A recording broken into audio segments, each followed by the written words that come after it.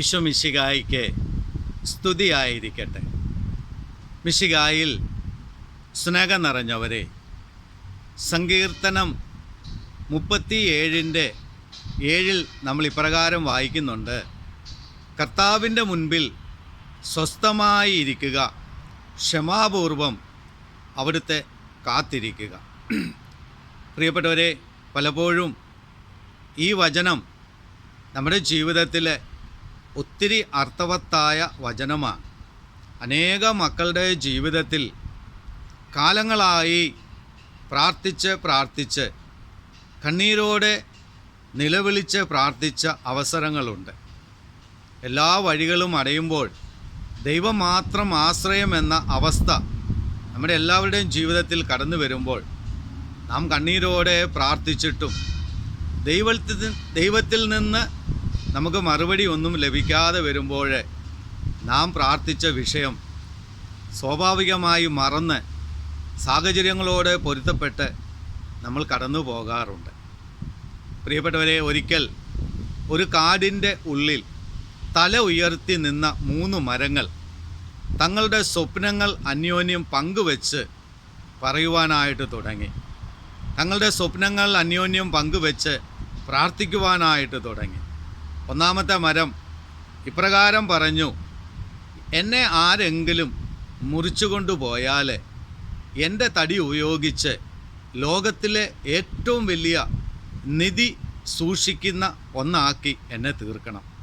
രണ്ടാമത്തെ മരം ഉടനെ പറഞ്ഞു: എന്നെ ആരെങ്കിലും മുറിച്ചു കൊണ്ടുപോയാൽ ലോകത്തിൽ എല്ലാവരും ആദരിക്കപ്പെടുന്ന ഒരു രാജാവ് ഉപയോഗിക്കുന്ന ഒന്നായി എനിക്ക് മാറണം.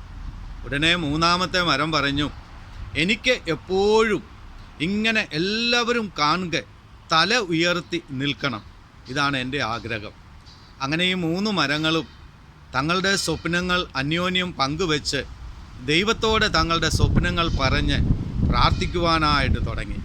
അങ്ങനെ പ്രാർത്ഥിച്ച് കാലങ്ങൾ കടന്നു പോയപ്പോൾ ആ കാട്ടിലേക്ക് മരം വെട്ടുന്ന ആളുകൾ കടന്നു വന്നു. അവർ നോക്കുമ്പോൾ ഇതാ 3 മരങ്ങൾ തല ഉയർത്തി നിൽക്കുന്നു.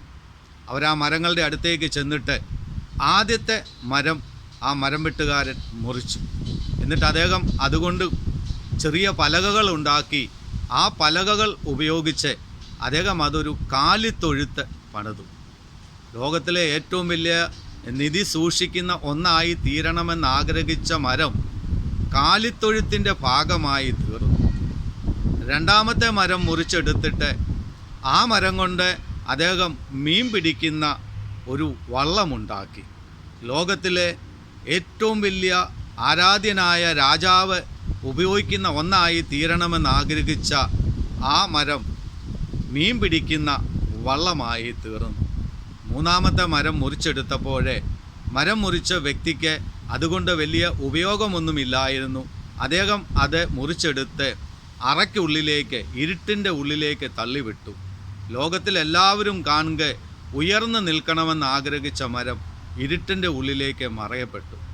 3 മരങ്ങൾ ആഗ്രഹിച്ചതും ജീവിതത്തിൽ സംഭവിച്ചതും തമ്മിൽ ഒത്തിരി അന്തരമുണ്ടായി. ആഗ്രഹിച്ചതിന് നേരെ വിപരീതമായിട്ടാണ് 3 മരങ്ങളുടെയും ജീവിതത്തിൽ സംഭവിച്ചത്. തങ്ങളുടെ ആഗ്രഹം നടക്കാതെ വന്ന് അതിനെ ഓർത്ത് അവരിങ്ങനെ വിലപിച്ച് കാലങ്ങൾ ഇങ്ങനെ കടന്നുപോയി. പ്രിയപ്പെട്ടവരെ, കുറേ കാലങ്ങൾ കഴിഞ്ഞപ്പോൾ ഒരിക്കൽ യൗസേപ്പ് മേരി ദമ്പതിമാർ തങ്ങളുടെ കുഞ്ഞിന് ഒരു ജന്മം നൽകുവാൻ വേണ്ടി പല സ്ഥലങ്ങൾ അന്വേഷിച്ച് പല സ്ഥലങ്ങളിൽ കറങ്ങി നടന്ന് അവസാനം കുഞ്ഞിന് ജന്മം നൽകാൻ സ്ഥലങ്ങളൊന്നും കിട്ടാതെ വന്നപ്പോൾ അവരിതാ നോക്കിയപ്പോൾ ഒരു കാലിത്തൊഴുത്ത് ഇതാ ഒഴിഞ്ഞു കിടക്കുന്നു. പെട്ടെന്ന് അവർ അതിലേക്ക് പ്രവേശിച്ച് തൻ്റെ കുഞ്ഞിന് അവിടെ ജന്മം നൽകി. ആ കുഞ്ഞാണ് യേശു കർത്താവ്. നമുക്കറിയാം, ലോകത്തിലെ ഏറ്റവും വലിയ നിധി എന്ന് പറയുന്നത് ആരാ? യേശുമല്ലേ? ആദ്യത്തെ മരം കൊണ്ട് പണിത കാലിത്തൊഴുത്തായിരുന്നു അത്. ആ മരത്തിന് ഏറ്റവും വലിയ സന്തോഷമായി.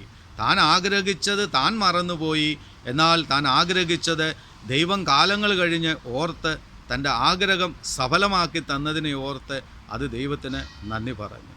പ്രിയപ്പെട്ടവരെ, ഒരിക്കൽ യേശു തൻ്റെ ശിഷ്യന്മാരുടെ അടുത്തേക്ക് ഒരു വഞ്ചിയിൽ കയറി പോകുന്നതായി വിശുദ്ധ ഗ്രന്ഥത്തിൽ നമ്മൾ വായിക്കുന്നുണ്ട്. ആ വഞ്ചി രണ്ടാമത്തെ തടി കൊണ്ട് പണിത വള്ളമായിരുന്നു. രണ്ടാമത്തെ വള്ളത്തിൻ്റെ ആഗ്രഹം എന്തായിരുന്നു?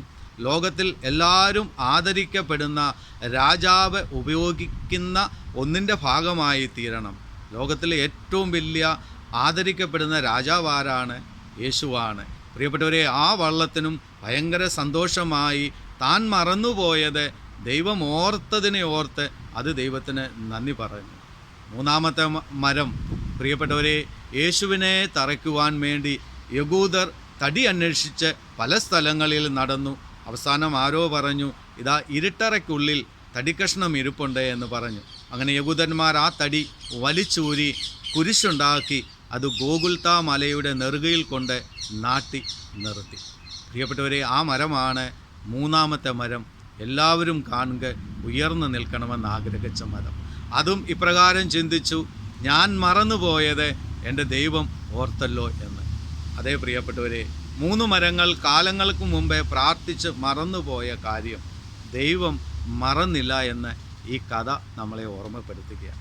അതേ പ്രിയപ്പെട്ടവരെ, നമ്മുടെ ഓരോരുത്തരുടെയും ജീവിതത്തിൽ നാമും ഇതുപോലെ വർഷങ്ങൾക്ക് മുമ്പ് ചങ്ക് പൊട്ടി കണ്ണീരോടുകൂടി ദൈവസന്നിധിയിൽ പ്രാർത്ഥിച്ച ഒത്തിരി വിഷയങ്ങളുണ്ട്.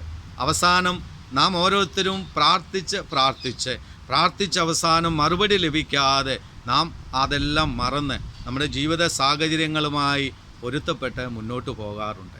എന്നെ കേൾക്കുന്ന അനേക പ്രിയപ്പെട്ടവരെ, പിന്നീട് നിങ്ങളുടെ ജീവിതത്തിൽ നിങ്ങൾ ആഗ്രഹിച്ചതുപോലെയൊക്കെ ദൈവം നടത്തി തന്ന അനേക സംഭവങ്ങൾ എന്നെ കേൾക്കുന്ന അനേക മക്കളുടെ ജീവിതത്തിൽ നടന്നിട്ടില്ലേ? പ്രിയപ്പെട്ടവരെ, ഞാൻ ഈ 3 മരങ്ങളുടെ കഥ പറയുമ്പോൾ ഇതെൻ്റെ തന്നെ ജീവിത അനുഭവമാണ്. എത്രയോ കാലങ്ങൾക്ക് മുമ്പ് ദുരിതത്തിലൂടെയും കഷ്ടപ്പാടിലൂടെയും എല്ലാം കടന്നു പോയപ്പോൾ ആരും ആശ്രയമില്ലാതിരുന്ന ഒരു സമയം, എല്ലാ വഴികളും അടഞ്ഞുപോയ ഒരു സമയം, ഞാനും ഇതുപോലെ ദൈവസന്നിധിയിൽ നിലവിളിച്ച് പ്രാർത്ഥിച്ച സമയമുണ്ടായിരുന്നു. വർഷങ്ങൾക്ക് ശേഷമാണ് എൻ്റെ ജീവിതത്തിൽ ഞാൻ ആഗ്രഹിച്ചതുപോലെ ഒരു നന്മ, അല്ലെങ്കിൽ ഞാൻ ആഗ്രഹിച്ചതുപോലെയെല്ലാം ദൈവം എൻ്റെ ജീവിതത്തിൽ തന്നത്. അതേ പ്രിയപ്പെട്ടവരെ, നമ്മളെപ്പോഴെങ്കിലും ദൈവസന്നിധിയിൽ ആത്മാർത്ഥമായി കണ്ണീരോടെ ഹൃദയം നുറങ്ങി പ്രാർത്ഥിച്ചിട്ടുണ്ടെങ്കിൽ നമ്മൾ ഒരുപക്ഷെ അത് മറന്നു പോയിരിക്കാം. ദൈവം അതൊരിക്കലും മറക്കുകയില്ല. അതാണ് നമ്മുടെ ദൈവം.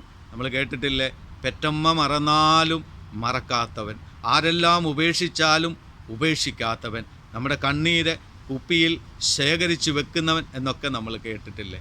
അതേ പ്രിയപ്പെട്ടവരെ, നിങ്ങൾ എന്തെങ്കിലും ദൈവസന്നിധിയിൽ നിങ്ങളുടെ സങ്കടങ്ങളും പ്രയാസങ്ങളും ഒക്കെ സമർപ്പിച്ച് പ്രാർത്ഥിച്ചിട്ടുണ്ടെങ്കിൽ അതൊരിക്കലും പാഴായി പോയിട്ടില്ല. ഇന്നല്ലെങ്കിൽ നാളെ അത് നിങ്ങളുടെ ജീവിതത്തിൽ അനുഗ്രഹ വർഷമായി കടന്നു വരും. കാരണം നമ്മുടെ ദൈവം മറക്കുന്നവനല്ല, ഓർത്ത് അത് പ്രവർത്തിക്കുന്നവനാണ്. ഇന്നല്ലെങ്കിൽ നാളെ നിങ്ങളുടെ ജീവിതത്തിൽ പ്രാർത്ഥിച്ച ഓരോ വിഷയങ്ങളും അനുഗ്രഹപ്രദമായി തീരട്ടെ എന്ന് ഈ നിമിഷങ്ങളിൽ ഞാനും പ്രാർത്ഥിക്കുന്നു. നമുക്കൊരു നിമിഷം ദൈവകരങ്ങളിൽ നമ്മൾ ഉയർത്തിപ്പിടിച്ച പ്രാർത്ഥനകളെല്ലാം സമർപ്പിച്ചു പ്രാർത്ഥിക്കാം. കരുണയുള്ളവനായ ഞങ്ങളുടെ ദൈവമേ, ഈശോയെ, ഞങ്ങളുടെ ജീവിതത്തിൽ കാലങ്ങളായി പ്രാർത്ഥിച്ച അനേക വിഷയങ്ങളെ നീ ഞങ്ങൾക്ക് നൽകിയ ആ വലിയ അനുഗ്രഹങ്ങളെയൊക്കെ ഓർത്ത് ഞങ്ങൾ നന്ദി പറഞ്ഞ് പ്രാർത്ഥിക്കുന്നു. ആരെല്ലാം ഉപേക്ഷിച്ചാലും ഉപേക്ഷിക്കാത്ത ഒരു കർത്താവ് ഉണ്ട് എന്ന് ഞങ്ങൾ ഉറച്ച് വിശ്വസിക്കുന്നു. കർത്താവേ, വചനം കേൾക്കുന്ന ഓരോ വ്യക്തികളിലേക്കും നിൻ്റെ അനുഗ്രഹത്തിൻ്റെ വലിയ കൃപ ചൊരിഞ്ഞ് ഓരോ വ്യക്തികളെ നീ അനുഗ്രഹിക്കണമേ എന്നടിയൻ പ്രാർത്ഥിക്കുന്നു. സർവശക്തനായ ദൈവം എല്ലാവരെയും ഈ നിമിഷങ്ങളിൽ സമൃദ്ധമായി അനുഗ്രഹിക്കട്ടെ.